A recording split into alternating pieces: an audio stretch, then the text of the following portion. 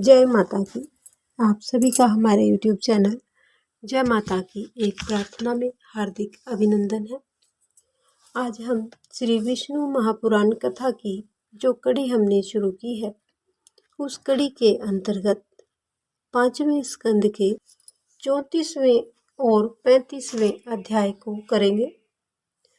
34वें अध्याय में है पौंड्रिक का वध और काशी का दहन। कथा को शुरू करने से पहले यदि आप हमारे चैनल पर अभी आए हैं तो चैनल को सब्सक्राइब कर लीजिए और घंटी जैसे दिखने वाले बटन को भी दबा लीजिए ताकि आने वाली नई वीडियो की नोटिफिकेशन आपको सबसे पहले और आसानी से मिल सके। तो शुरू करेंगे आज का 34वां अध्याय। अध्याय से पहले प्रभु का सुमरन करेंगे। श्रीमन नारायण नारायण नारायण, भजमन नारायण नारायण नारायण, श्रीमन नारायण नारायण नारायण। जय श्री विष्णु भगवान की। तो 34वें अध्याय में श्री पराशर जी आगे बोले कि हे मैत्रेय, प्रभु ने मनुष्य का अवतार लेकर जिस तरह से काशीपुरी जलाई थी वह मैं तुम्हें आज सुनाता हूँ। पौंड्रक वंशीय वासुदेव नाम के एक राजा को अज्ञान मोहित पुरुष आप वासुदेव रूप से पृथ्वी पर अवतीर्ण हुए हैं, यह कहकर स्तुति किया करते थे। अंत में वह भी यही मानने लगा कि मैं वासुदेव रूप से पृथ्वी पर अवतीर्ण हुआ हूँ। इस तरह से आत्मविस्मृत हो जाने से उसने प्रभु श्री हरि विष्णु जी के समस्त चिन्ह धारण कर लिए और श्री कृष्ण जी के पास अपने दूत का संदेश लेकर भेजा कि हे मूढ़, अपने वासुदेव नाम को छोड़कर मेरे चक्र आदि समस्त चिन्हों को छोड़ दे और यदि तुझे जीवन की इच्छा है तो मेरी शरण में आ जा। ये सब जो पौंड्रिक वंशीय वासुदेव नाम का जो राजा था उसने भगवान श्री कृष्ण जी के लिए कहा। पौंड्रक के दूत ने उसका संदेश जाकर जब श्री कृष्ण जी से कहा तो उसे सुनकर प्रभु हंसकर बोले कि ठीक है, मैं अपने चिन्ह चक्र को तेरे प्रति छोड़ दूंगा, कि यानी मैं तेरे लिए अपने चक्र को छोड़ दूंगा। हे दूत, मेरी तरफ से तुम पौंड्रक से जाकर कहना कि मैंने तेरे वाक्य का वास्तविक भाव जान लिया है। तुझे जो करना है सो कर। मैं अपने चिन्ह और वेश धारण करके तेरे नगर में आऊंगा और अपने चक्र को तेरे ऊपर छोड़ूंगा और तूने जो आज्ञा करते हुए ऐसा कहा है मैं उसका भी पालन करूंगा और कल शीघ्र ही तेरे पास पहुंचूंगा। ये सब बातें भगवान श्री कृष्ण ने पौंड्रक के जो दूत से संदेश लेकर आया था उसको कही। हे राजन, तेरी शरण में आकर मैं वही उपाय करूंगा जिससे फिर तुझसे मुझे कोई भी भय नहीं रहेगा। आगे श्री पराशर जी बोले कि प्रभु श्री कृष्ण जी का संदेश लेकर वह दूत जब चला गया तो प्रभु श्री कृष्ण जी के स्मरण करते ही गरुड़ उपस्थित हुए और जिस पर चढ़कर वे तुरंत ही उसकी राजधानी को चले गए। प्रभु श्री कृष्ण जी के आक्रमण का समाचार सुनकर काशी नरेश भी उसका सहायक बनकर अपनी समस्त सेना लेकर उपस्थित हुआ।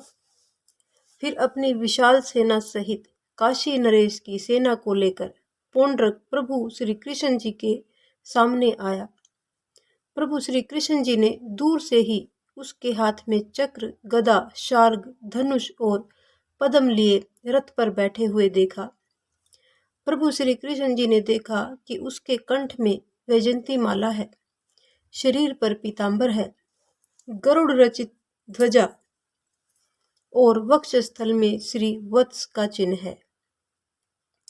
उसे अनेक प्रकार के रत्नों से सुसज्जित किरीट और कुंडल धारण किए हुए देखकर श्री गरुड़ ध्वज भगवान गंभीर भाव से हंसने लगे। और हे द्विज, उसकी हाथी, घोड़ों और खड्ग, गदा, शूल, शक्ति और धनुष आदि से सुसज्जित सेना से युद्ध करने लगे। प्रभु श्री कृष्ण ने एक ही क्षण में अपने शार्क धनुष से छोड़े हुए शत्रुओं को विदीर्ण करने वाले तीक्ष्ण बाणों तथा गदा और चक्र से उसकी समस्त सेना को नष्ट कर दिया।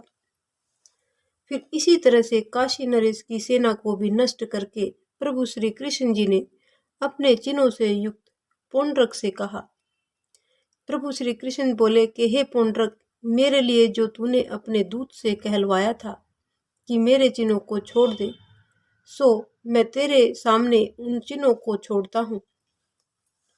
और देख, मैंने यह चक्र छोड़ दिया, यह तेरे ऊपर गदा भी छोड़ दी, और यह गरुड़ भी छोड़ देता हूँ। यह तेरी ध्वजा पर आरूढ़ हो। आगे श्री पराशर जी बोले कि कृष्ण जी के छोड़े हुए चक्र ने पौंड्रक को विदीर्ण कर डाला, गदा ने नीचे गिरा दिया और गरुड़ ने उसकी ध्वजा को तोड़ डाला। फिर समस्त सेना ने हाहाकार मच जाने पर अपने मित्र का बदला लेने के लिए खड़ा हुआ काशी नरेश श्री कृष्ण जी से लड़ने लगा। तब प्रभु श्री कृष्ण जी ने शार्ग धनुष से छोड़े हुए एक बाण से काशी नरेश के सिर को काटकर उसकी काशीपुरी में फेंककर समस्त लोगों को आश्चर्यचकित कर दिया। इस तरह से काशी नरेश व पौंड्रक को मारकर प्रभु श्री कृष्ण जी द्वारका को वापस लौट आए। उधर काशी जी में काशी नरेश का सिर गिरा हुआ देखकर समस्त नगरवासी बहुत ही विस्मय पूर्वक बोले कि अरे, यह क्या हुआ, इसे किसने काट डाला। जब उसके पुत्र को यह मालूम हुआ कि उसके पिता का सिर श्री कृष्ण ने काटा है, तो उसने अपने राजपुरोहित के साथ मिलकर भगवान शंकर को प्रसन्न किया। अभिमुक्त महाक्षेत्र में उस राजकुमार ने प्रसन्न होकर प्रभु शिव शंकर ने कहा कि वरदान मांगो। तो वह बोला कि हे प्रभु, आपकी कृपा से मेरे पिता का वध करने वाले कृष्ण का नाश करने के लिए अग्नि से कृत्या उत्पन्न हो। प्रभु शिव शंकर ने कहा कि ऐसा ही होगा। उनके ऐसा कहने पर दक्षिणाग्नि का चयन करने के अनंतर उससे उस अग्नि का ही विनाश करने वाली कृत्या उत्पन्न हुई। उसका कराल मुख ज्वाला मालाओं से पूर्ण था तथा उसके केश अग्निशिखा के समान दीप्तिमान और ताम्रवर्ण थे। वह अत्यंत क्रोधपूर्वक कृष्ण कृष्ण कहती हुई द्वारकापुरी में आई। हे मुने, उसे देखकर लोग भयभीत होकर प्रभु श्री कृष्ण जी की शरण में पहुंचे। जब भगवान चक्रपाणि ने जाना कि प्रभु श्री शिव शंकर जी की उपासना करके काशीराज के पुत्र ने ही यह महाकृत्या उत्पन्न की है, तो अक्षय क्रीड़ा में लगे हुए उन्होंने अपनी लीला से यह कहकर कि इस अग्नि ज्वालामुखी जटाओं वाली कृत्या का वध कर डाल, अपने चक्र को छोड़ दिया। यानी अपने जो सुदर्शन चक्र था उसको आदेश दे करके कि इस कृत्या का वध कर डालो, प्रभु ने छोड़ दिया। तब प्रभु श्री हरि विष्णु जी ने सुदर्शन चक्र उस अग्निमाला मंडित जटाओं वाली और अग्नि ज्वालाओं के कारण भयानक मुख वाली कृत्या के पीछे छोड़ा।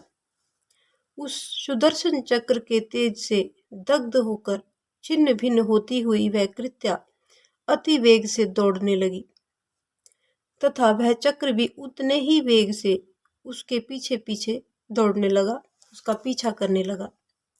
हे मुनिश्रेष्ठ, अंत में सुदर्शन चक्र से हत प्रभाव हुई कृत्या ने अति शीघ्र काशी में ही प्रवेश किया। उस समय काशी नरेश की समस्त सेना और प्रमथगण अस्त्र शस्त्रों से सुसज्जित होकर उस चक्र के सामने आए। तब वह अपने तेज से शस्त्रास्त्र प्रयोग में कुशल उस समस्त सेना को दग्ध करके कृत्या के सहित समस्त वाराणसी यानी काशी को जलाने लगा।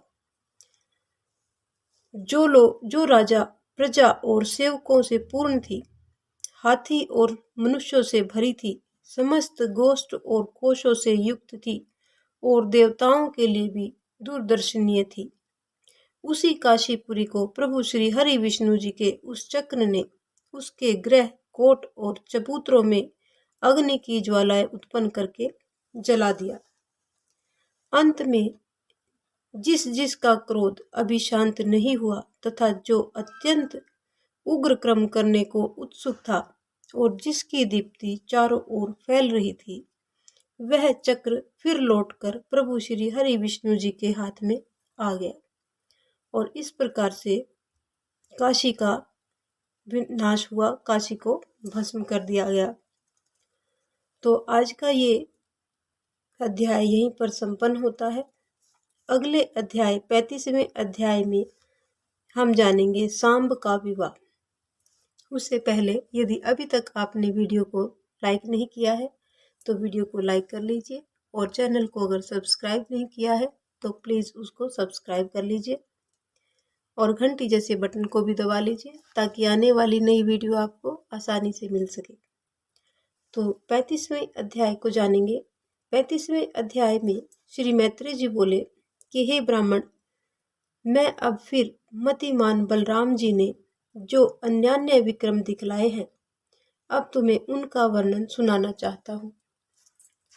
श्री पराशर जी बोले कि हे मैत्रेय, अनंत अप्रमेय धरणीधर शेषावतार श्री बलराम जी ने जो कर्म किए थे वह मैं तुम्हें सुनाता हूँ।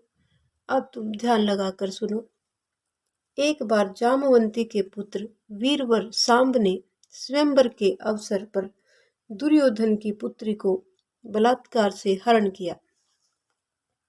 तब वीर पराक्रमी कर्ण, दुर्योधन, भीष्म और द्रोण आदि ने गुस्से में आकर उसे युद्ध में पराजित करके बांध लिया।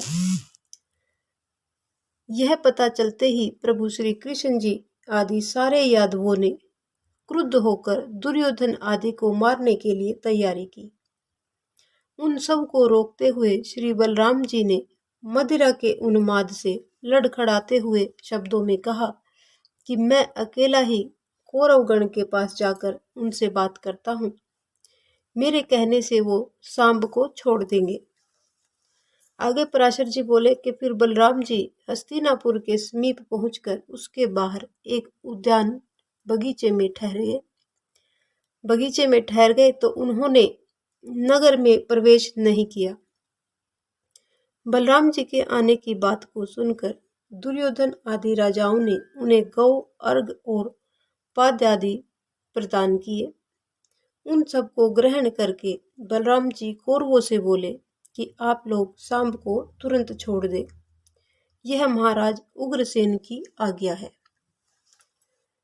हे द्विज सत्तम, बलराम जी की बात सुनते ही भीष्म, द्रोण, कर्ण और दुर्योधन आदि राजाओं को बहुत दुख हुआ और यदुवंश को राज्य पद के अयोग्य समझकर वाहलिक आदि समस्त कौरवगण कुपित होकर यानी गुस्से में आकर बलराम जी से बोले कि हे बलराम, ये तुम क्या कह रहे हो? कौन ऐसा यदुवंशी है जो कुरु कुलोत्पन्न किसी वीर को आज्ञा दे? यदि उग्रसेन भी कौरवों को आज्ञा दे सकता है तो राजाओं के योग्य कौरवों के इस श्वेत छत्र का क्या प्रयोजन है? अतः हे बलराम, तुम रहो या जाओ, हम लोग तुम्हारी या उग्रसेन की आज्ञा से सांब को नहीं छोड़ेंगे। पूर्व काल में कुकुर और अंधक वंशीय यादवगण हमको प्रणाम किया करते थे, लेकिन अब वो ऐसा नहीं करते तो ना सही, लेकिन स्वामी को यह सेवक ही और से कैसे आज्ञा देना? यानी तुम लोगों को अपने समान आसन और भोजन करवाकर हमने तुम्हें गर्विला बना दिया। इसमें तुम्हारा कोई दोष नहीं है, क्योंकि हमने प्रीतिवश नीति का विचार नहीं किया। हे बलराम, हमने जो तुम्हें अर्घ आदि निवेदन किया है, यह सब हमने प्रेमवश किया है। वास्तव में हमारे कुल की तरफ से तुम्हारे कुल को अर्घ आदि देना उचित नहीं है। हम कृष्ण के पुत्र सांब को नहीं छोड़ेंगे। यह सोचकर कौरवगण उसी क्षण हस्तिनापुर से चले गए। कौरवों के इस तिरस्कार से बलराम जी को बहुत क्रोध आया और उन्होंने क्रोध में जोर से पृथ्वी में लात मारी। बलराम जी के पैर के प्रहार से पृथ्वी वहीं पर फट गई और वे अपने शब्द से समस्त दिशाओं को गुंजाकर कंपायमान करने लगे तथा लाल लाल नेत्र और भ्रुकुटी टेढ़ी करके बोले कि अहो, इन दुर्वात्मा कौरवों को राजमद का यह कैसा अभिमान है। कौरवों का महिपालत्व तो स्वतः सिद्ध है और हमारा सामयिक ऐसा समझकर ही आज ये महाराज उग्रसेन की आज्ञा का पालन नहीं कर रहे हैं, बल्कि उसका अपमान और उल्लंघन कर रहे हैं। आज राजा उग्रसेन सुधर्मा सभा में स्वयं विराजमान होते हैं, उसमें तो देवराज इंद्र भी नहीं बैठ पाते। धिक्कार है इन कौरवों को, जिन्हें सैकड़ों मनुष्यों की उच्चित राज सिंहासन में इतनी तुष्टि है, जिनके सेवकों की स्त्रियां भी पारिजात वृक्ष की पुष्प मंजरी धारण करती है, वह भी इन कौरवों के महाराज नहीं है। ये कैसा आश्चर्य है। वे महाराज उग्रसेन की समस्त राजाओं के महाराज बनकर रहे। मैं आज अकेला ही इस पृथ्वी को कौरवहीन करके द्वारकापुरी को लौटूंगा।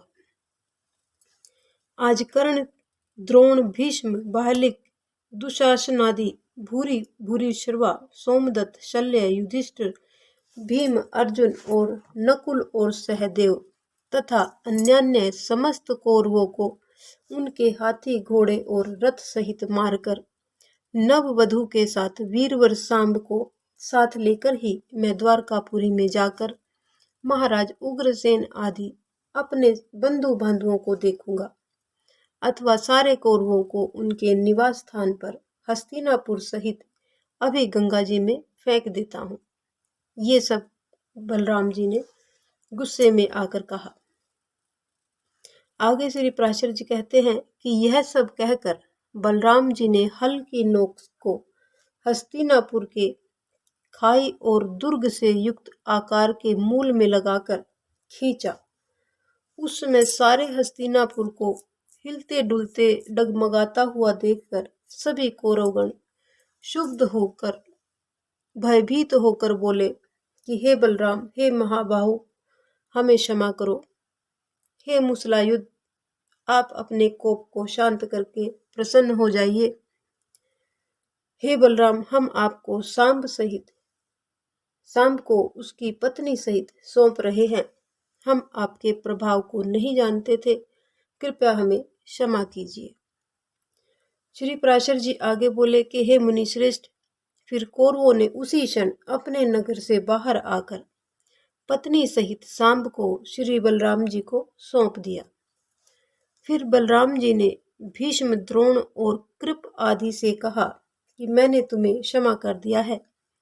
हे द्विज, इस समय भी हस्तिनापुर कुछ गंगा की ओर झुका हुआ सा दिखाई देता है। यह श्री बलराम जी के शक्ति और पराक्रम का परिचय देने वाला उनका प्रभाव ही है। फिर कौरवों ने बलराम जी व सांब का पूजन करके उन्हें बहुत सा दहेज और वधु के साथ द्वारकापुरी को भेज दिया। तो ये था हमारा आज का विष्णु पुराण कथा का 35वां अध्याय, जो यहीं पर संपन्न होता है। अगले अध्याय 36वें अध्याय में हम जानेंगे द्विविद के वध के बारे में, किस प्रकार से द्विविद का वध किया गया। आज की हमारी ये कथा यहीं पर संपन्न होती है।